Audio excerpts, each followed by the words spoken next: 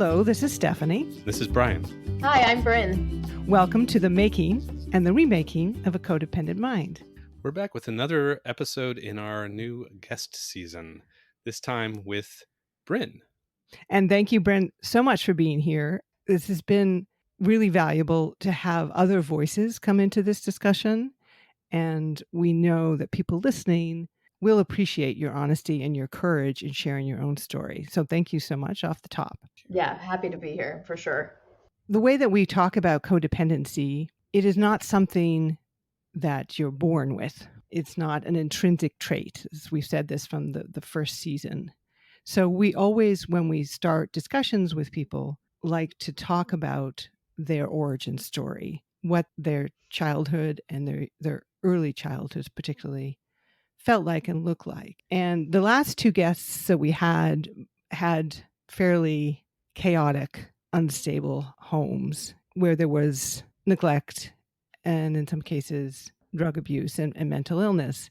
It sounds like from what you've told us, the little you've told us already about your origin story, it is a little more like Brian's, where there was stability and, kind of what we traditionally think of as this nuclear comforting family. Can you talk a little bit more about kind of both parts of that experience for you, both that care and love and stability, but also some pieces that maybe created this dynamic where you found yourself falling into codependent patterns? Yeah, it's been an interesting journey in my recovery process because I'm sure, Brian, you can relate to this, and I'm going to be really fascinated and interested in talking with you about this because it's hard to pinpoint then where codependency really started for me. But yeah, I grew up with two sisters. I'm the oldest. Mom and dad, in New York, upstate New York. I say upstate, but it's an hour and a half north of the city, so it's not really upstate. But great childhood, roof over my head. My parents were, they both worked all the time. They worked their asses off. My mom was a nurse and my dad's a financial advisor, and they provided for everything that we could have ever wanted. We did sports. My middle sister rode horses. My youngest sister was into singing. I was into art. We did just everything under the sun, right? And it was supported by both of them in so many different ways. And they made all the games, and my dad coached for us. And yet here I am still at, almost 37, struggling with some of my codependency characteristics that I think came from growing up and my adolescent years, and then characteristics that I took into relationships, navigating romantic relationships with codependency has just been my biggest challenge. And yeah, I think my father is an adult child of an alcoholic. And so I now see as an adult the ways in which he could show up for us was, the best he could, but limited, I think, in some ways because of what he went through as a child. He had a bad childhood. And then, yeah, my sister also has substance use disorder, and that her addiction really manifested. I was just out of college. So she got into recovery in 2014. So it was like 5 years prior to that we were really dealing with her in active addiction. And that was like a big catalyst for a lot of stuff shifting in my family dynamics and stuff that we didn't see coming, right? Because of this quote unquote perfect upbringing and what my parents did for us, what they were able to give to us. And it was, I think, surprising that my sister was struggling so much with her own self-image to the point where, failed out of college. And yeah, 2014 was when she overdosed in my parents' home. I mean, thank God she was there, and thank God they heard her fall and they were home. And that was the last straw. She had been in and out of a couple different treatment facilities at that point, nothing really sticking, no real program or solution or anything like that. And yeah, then that really, entered us into a new phase of, okay, how are we healing from this as a family?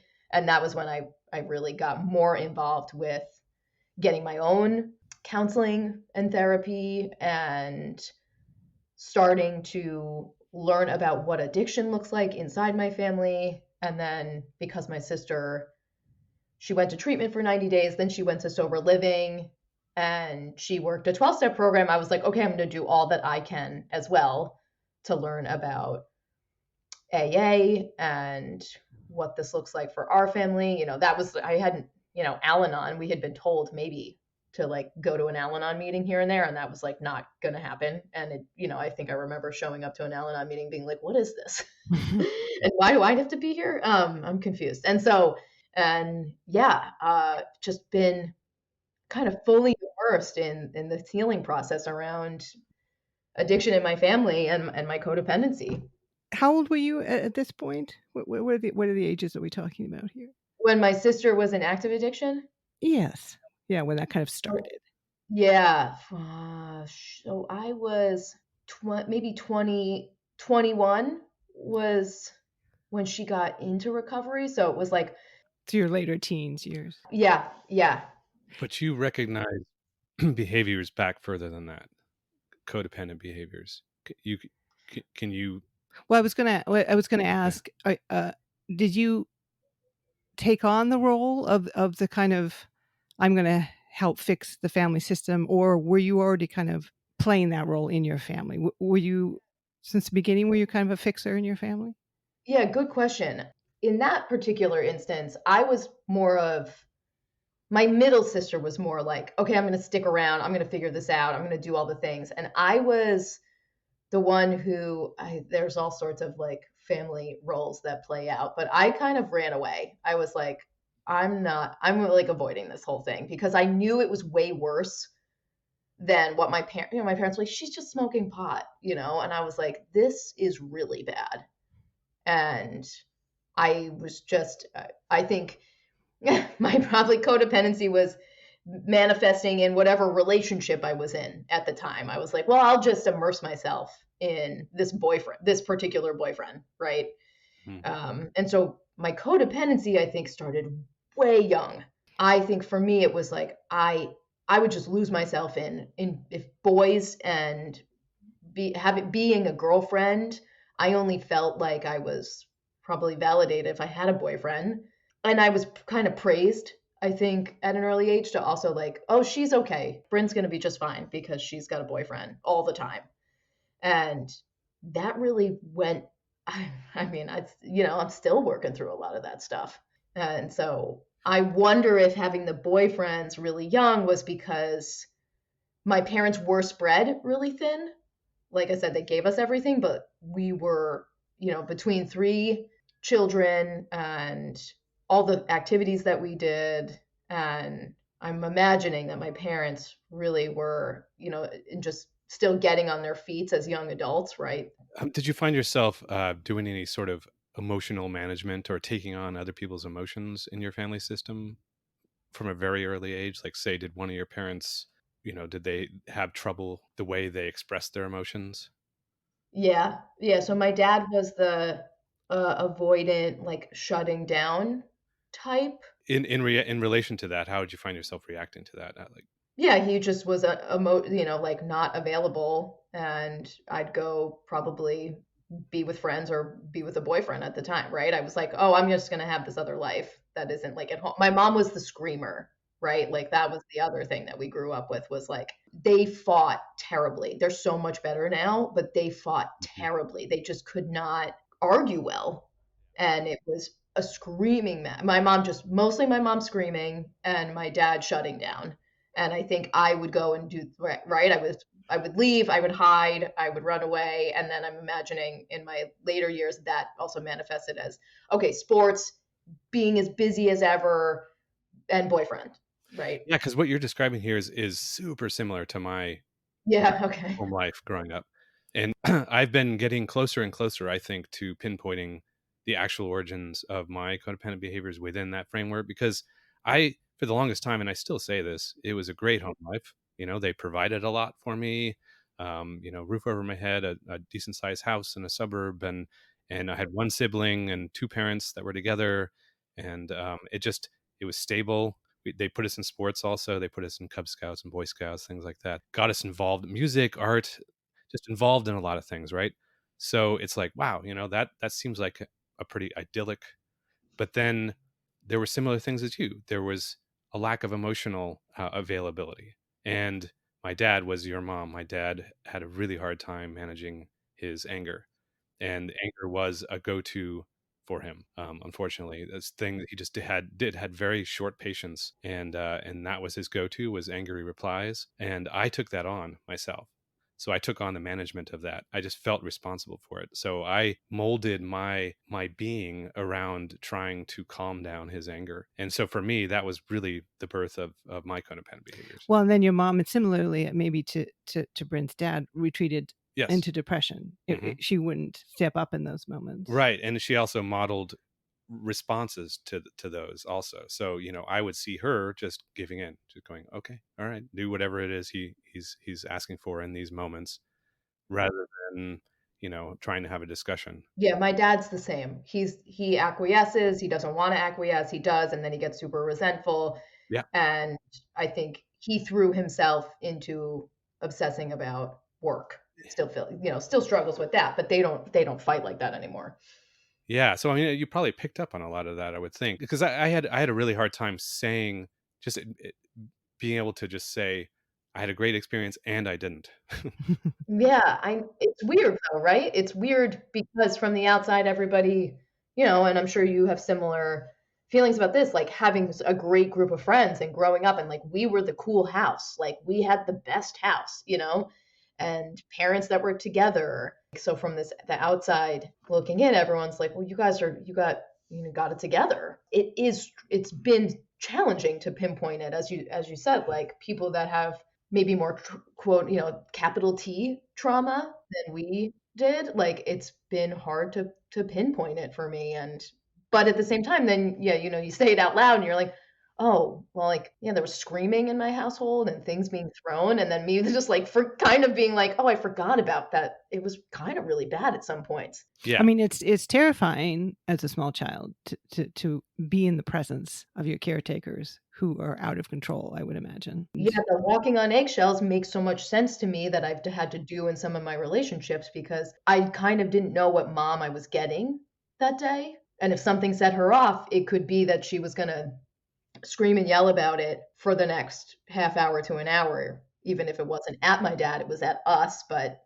And we were just, yeah, that walking on eggshells feeling. Yeah. Yeah. So you're looking for ways to help her avoid setting her, like try to set things up so she isn't set off, right? Yeah, it was a lot of like the house not being clean or things not being where she wanted them to be. It was a lot of that. Right. That was my experience too. Yeah.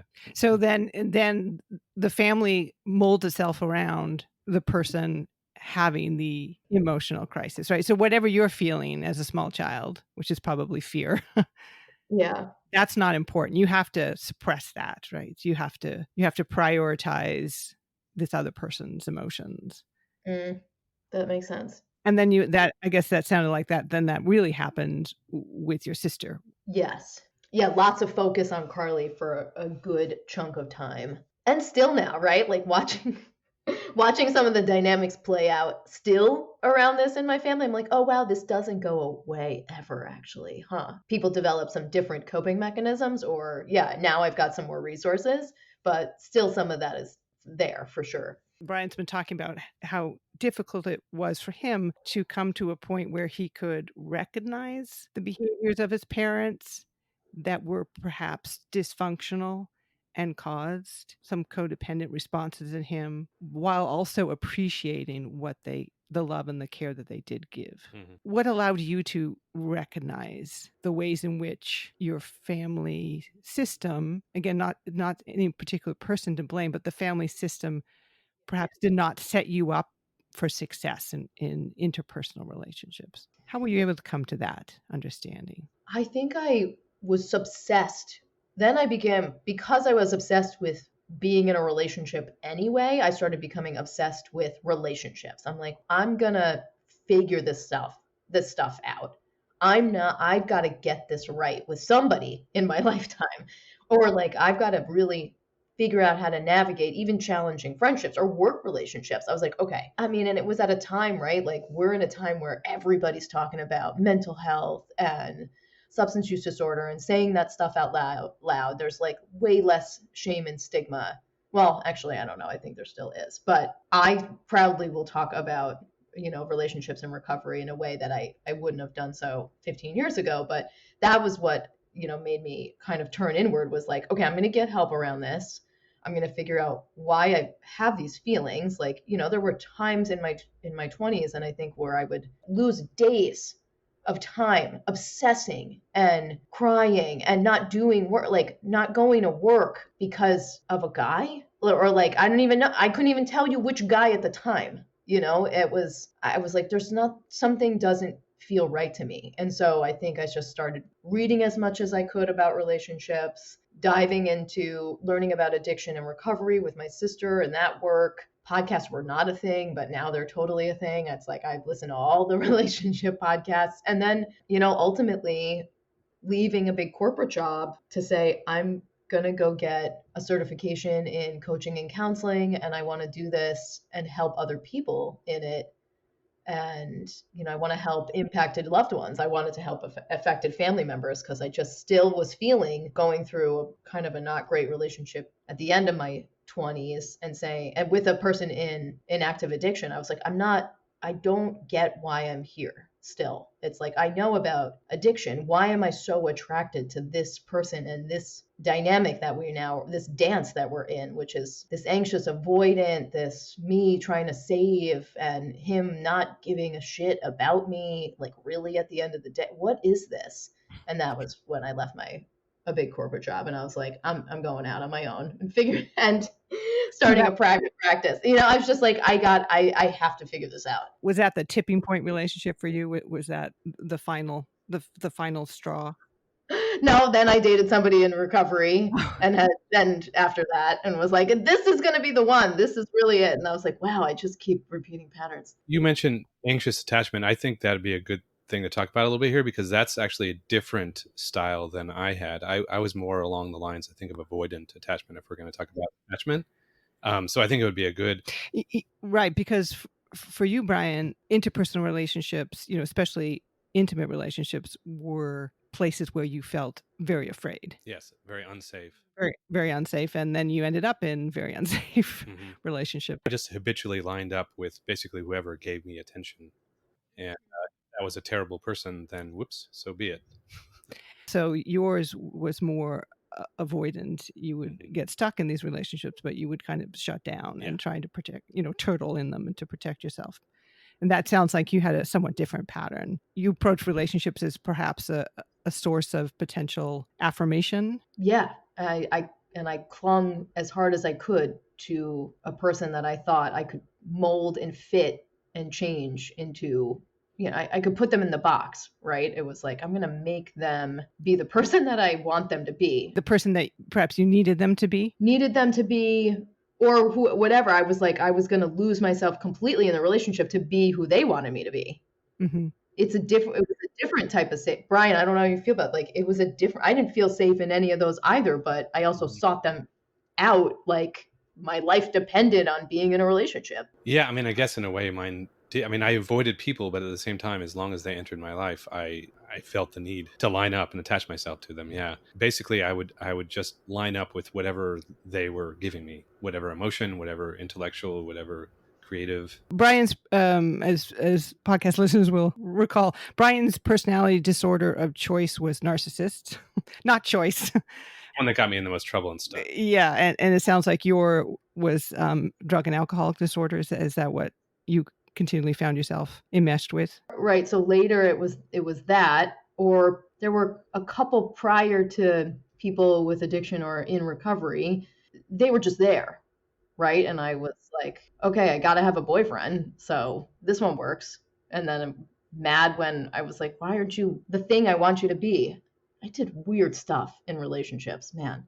Yeah. And then, so then I started out on this journey of counseling. And then it really wasn't until I started working a Codependents Anonymous program, maybe a year ago. And that really helped me take a look at just taking personal responsibility for my actions, and how I also try to manipulate situations to be what they're not, you know? Yeah, so talk about that. How it's interesting, right? So you had quite a bit of knowledge and insight already, but still found yourself repeating patterns for reasons that you perhaps didn't understand. How moving through that program, that CODA program, turn on the lights that still needed to be turned on? Yeah, I think I had the last, my last relationship that I was in was, yeah, with a guy in early recovery. And I knew when I met him that that was probably going to be a problem. And still, I was new to Portland. I think the breakup prior to that one was maybe 6 months. I was just trying to get over that guy before him, and rushed into something just like I always do. And by the time I realize that this person's probably not a good fit for me, or a good pick, or is not going to be the right type of partner that I need, I'm already in too deep. And I'm like, okay, well, now I'm here. And what I'm really good at is fixing and saving. And What does in too deep mean? oh, just that I was like in love, was already invested in making it work. Every relationship, I just wanted to make it work so I could prove that I am a great person. I'm not sure what I'm trying to prove, but yeah. And so I think that last relationship ended, and I was like, I really am the common denominator here. And it wasn't like that last relationship it wasn't this like really unhealthy thing. I think we did really care for one another and had I don't regret any of the relationships I've been in. I don't see any of them as failures, but there were still unhealthy patterns being played out, whether that's anxious avoidant, whether that's me and my codependency, and that person in particular in early recovery still having to navigate some of his stuff, and should have been doing that really on his own and in his own program, and in therapy, some real major trauma there. And I just was like, I'll take on the role.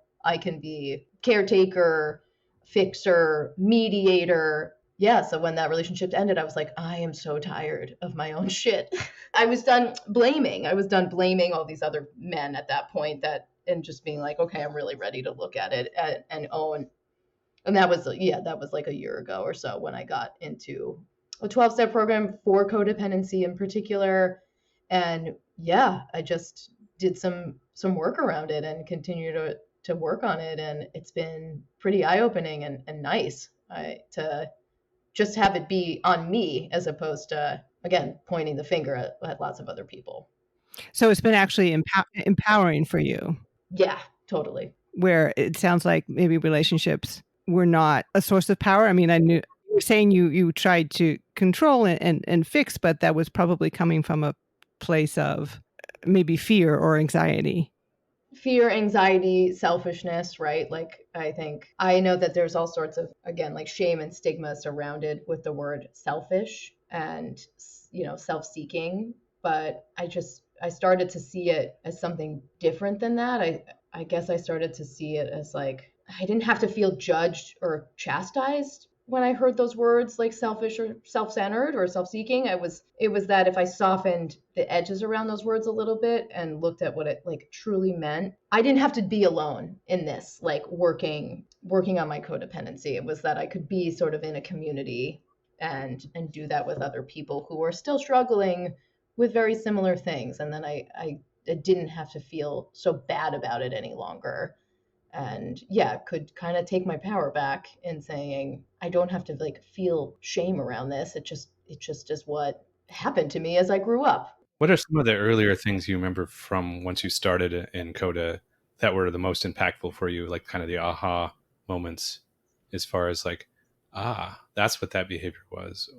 Yeah, not giving the people people that I thought I loved, or people I was in relationships with, like the opportunity to just like live their own lives without me meddling so much, was something that I didn't see. I always thought, right? I think a lot of codependency is like, but I help everybody. I'm so self-sacrificing. Like, why doesn't anybody do that for me? And it's at the end of the day, you don't have to do any of that, really. Why are we trying to do that for everybody else? Yeah, we've talked about how codependent caretaking isn't really authentic caretaking. Right.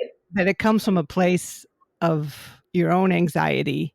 Mm-hmm. And it is almost, as you were saying, self-centered, because it's not recognizing or seeing the other person. The codependent self-centeredness is somewhat ironic, right? Because it's not actually honoring yourself. Mm-hmm. Yeah, correct. You're not allowing yourself to be in your authentic self. It's almost the self-centeredness of just being in survival mode. Yes. Since a very young age, in terms of relationships are things you have to survive. Mm-hmm. I had that same struggle getting to a point where I would just use that word regularly for myself, self-centeredness. Like, well, I was just trying to protect myself. Well, but like what Stephanie just said, if I'm in fight, flight, or freeze or fawn mode or something, like I'm self-preservation. It's hard for me to keep anyone in mind, especially if it's an abusive person in front of me, but really anyone around me. I'm in this mode and I'm reacting in a way that I taught myself to react, right or wrong. And most of the time, in my case, throughout most of my life, it was wrong. It was not a great reaction because it was something I taught myself as a little kid. And it's just a self-centered action. It doesn't mean I was a self-centered person.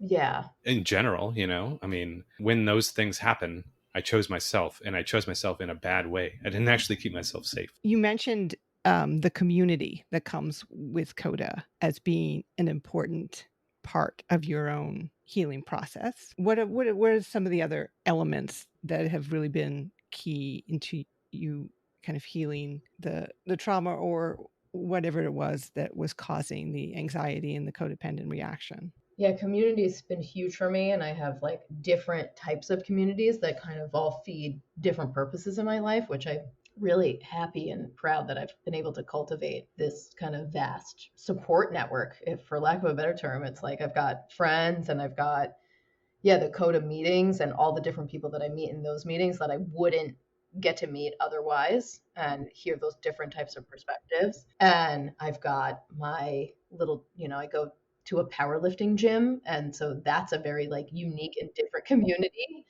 And I have a little running club. That's a different, unique community. Yeah, so I feel like I get a lot and different things from each, group within my life. I think just continuing on with therapy and counseling and making sure I've got somebody to talk to that is not my friends, just my friends or a partner. And the work that I've done with this sponsor and CODA has been another aspect that's been really helpful. Just somebody who I can text or call and kind of give me a gut check on something has been really just great and helpful. And then having mentors that have been there before me and have some wisdom, it's just been really powerful in me being in the place that I'm at now, which is like feeling really good about my life and feeling fulfilled on my own and in the work that I do. And like I said, the community that I've cultivated. And you mentioned that the work that you do now is to help others on this path.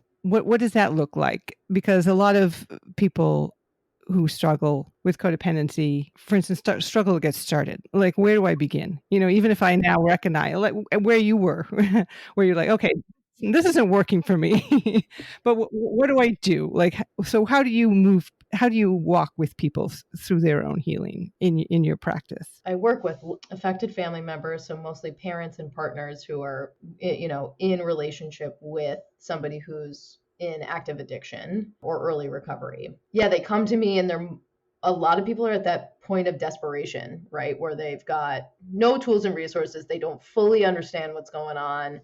They don't really know much about addiction in the first place. They haven't really drawn any conclusions yet about being in a relationship with the person they're with and their childhood. Or for parents don't see, just they don't understand addiction either, right? And so they don't see how they've participated in the family disease of addiction. And so I think I get people in the door to at least like start talking about it freely. Disease of addiction is not unique, and I don't think codependency is unique either. And I'm sure every one of your listeners has heard themselves within some of the podcasts or all of the podcasts at one point or another. And I think this is just the epidemic of our time. Addiction, and codependency really comes, that's like how the term came about, was with Melanie Beattie wrote that book because she was like, I don't know how to talk about the family members of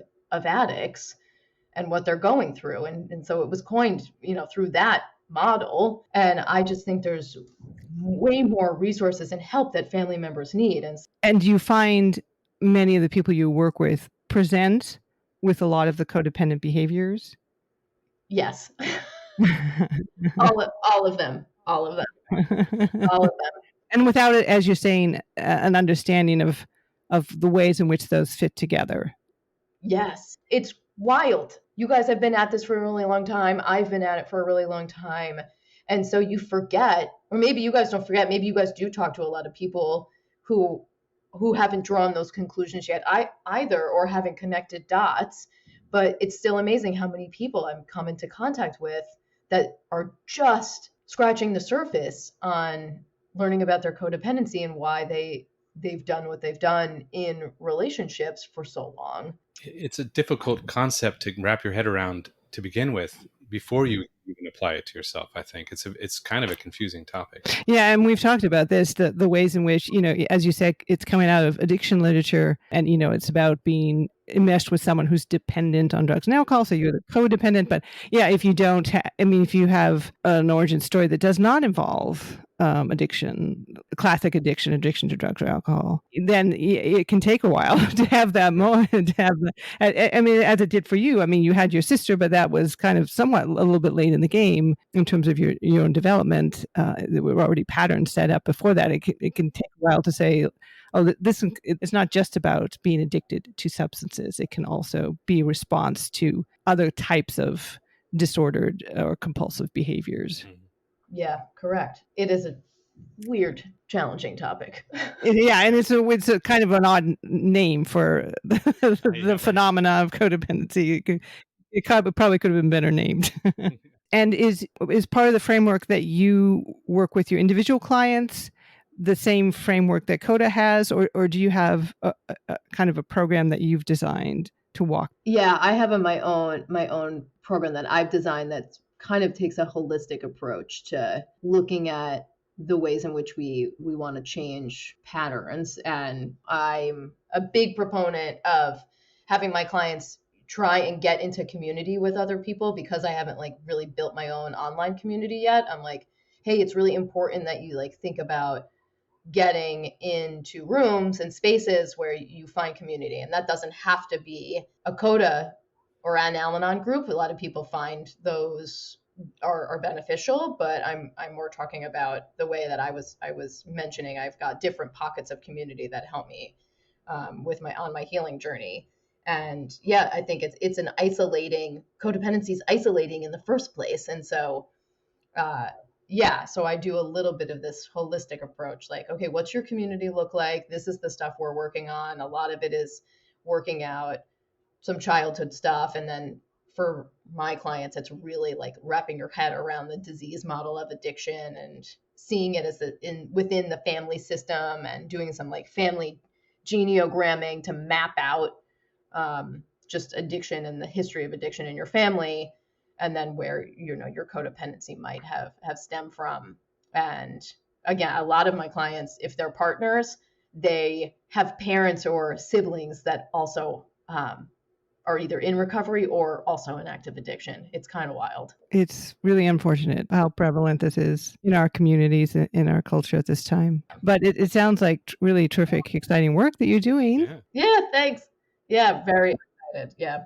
And if you have any resources, ones that you've developed or ones that you direct your clients to, we'd love to include those in the show notes of this episode. Yeah, I'm happy. I'll share a bunch of stuff with you guys.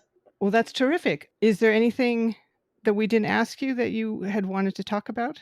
I wanted to ask you both about the community aspect of your healing journeys. Is it important to you guys now? Obviously, this has got to be immensely healing for both of you in partnership to do this with one another. And then, yeah, how do you keep up with and maintain some of your community, or how you see that fit into your own healing? Well, yeah, I agree that community is very important. The biggest reason being that codependency is an interpersonal disorder. And without community, there's no way to even know that you are or aren't being codependent. The tree falls in the forest. And so, the more people that I come in contact with, the better chance I'm going to be able to, because I'm constantly watching my behaviors at this point, and different behaviors are going to come out with different people. And so work being one, Stephanie, or friends. I personally am not in a community like a recovery community. I have a little catching up to do when it comes to the social side of things personally, because I've avoided people for much of my life. I work remotely. I work from home. So it's going to take a little effort for me to build a little bit of. And previous to our relationship, he was involved for 12 years in 2 different relationships with very abusive people. And, this can be the challenge as well. And we've talked about this, as Brian's saying, codependency is an interpersonal disorder, and it makes it difficult to form and maintain intimate relationships. So a lot of people, when they come to the point where they feel they have to do something and they're not maybe in a position, social position or relationship position in which that's easy work to do, because they have been kind of isolated by their codependent behaviors and the relationships that have resulted from those codependent behaviors. But that's, one of the first things that Brian recognized that he had to do was to get rid of any person who was toxic or activating. Kind of step one before building the community. Being in an actively abusive situation is not going to promote healing. Finding a community that's going to help you get out of it is going to make that much easier, of course. Right. Then maintain that community, and then watching the type of people, being intentional about the type of people that you are surrounding yourself with. Being in dialogue with each other, I think, has made a huge difference. But then, as we've said, starting the podcast, which has, forced us to talk more with each other, but also allowed us to get feedback from a larger group of people. It just accelerates tremendously our understanding of all of this. Yeah, I love that. That's great. Yeah, but you make a good point about, I'm just thinking about clients that I've told, like, oh, community is going to be such an important aspect to your healing. Like, make sure you're in communities. And now I'm thinking about some of my clients who can't seem to get there in finding their community. And now that makes a lot more sense that, maybe they're on the other, side of the codependency coin, where they're like, those being in community is really challenging for me, as opposed to, I feel like my codependency manifests as I get lots of hits. I get lots of dopamine and adrenaline, and right. I'm super extroverted. I'm like, oh, I get my kicks in being in community. So I cultivated all these different types of community. Whereas Brian, maybe you're a little bit more introverted. Maybe, but for me, it was more just, I was on constant alert for threats, and everything was a threat to me. So it was difficult for me to reach out to people to build a community because I was afraid of everyone. So his people pleasing was more on the compliance side. Yeah. And, when we have friends or people in our life who maybe are on the codependency spectrum, whose people pleasing maybe was more what you were capable of doing, kind of being charming and the life of the party, although that's exhausting, as I'm sure you've experienced. But yeah, so they found it very easily to go into social spaces and perform. But even for them, I think difficult to turn those social spaces into actual community where they have intimate relationships that they feel they can depend on, which is one reason, even though Brian didn't experience CODA and had a kind of mixed experience with AA, those are built-in communities. They're kind of ready to go. That was the one thing I would recommend about those, for sure, is the community aspect of it. Yeah, I get what you're saying. Yeah, wow, fascinating stuff. The journey is a lifelong journey. Yeah, right. Learning about yourself. Yes, and then can I ask one more question? Absolutely. Yeah. Okay, so as somebody who now is pretty excited to get into a healthy relationship, and you guys are obviously there, when you met one another, how did you recognize that you were okay, we're going to either do something different here? Or Brian, how were you vulnerable and upfront about what how you were on your healing journey, and Stephanie, for you, whatever you were going through at the time, how did you guys navigate that, getting into healthy relationship? It was nothing like that. Yeah. Okay. It was very much actually how you described maybe your previous relationship, where we were both quite a bit in love before we realized, oh my goodness, we have a problem here. Yeah, there was something going on with me, with my reactions to various things. And I was still involved with my my ex as far as going through a divorce and things like that. And so Stephanie was seeing a lot of behaviors that were very confusing. We talk about a lot about this in the podcast, so won't rehash too much for the listeners, but there's a lot of shame-based behaviors, and I went into freeze a lot because I had a lot of trauma that we didn't talk about in this episode that I carried ever since I was a little child.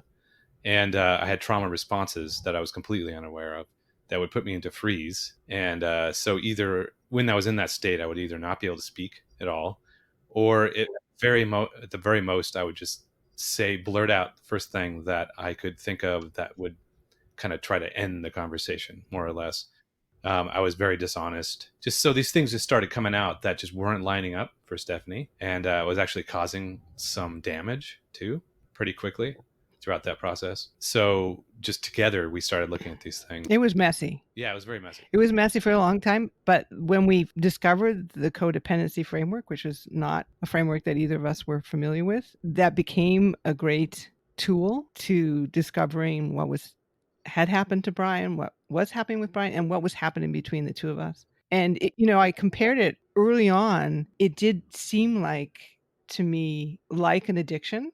I mean, I think it's that's a worthwhile analogy, and so it was helpful to me. We had for a while a way of talking about Brian as there was a codependent Brian and there was an authentic Brian. Mm-hmm. Yeah, Jekyll and just Hyde. like there was there was a person as they act when they're on drugs and the person when they act when they're themselves. And so as you can imagine, working with people who are going through that with loved ones, it was very messy for us for a long time, and there was a lot of difficult conversations and a lot of healing that we had to do within the relationship, in addition to the healing that Brian needed to do. But I got to say, it's been the best work of my life.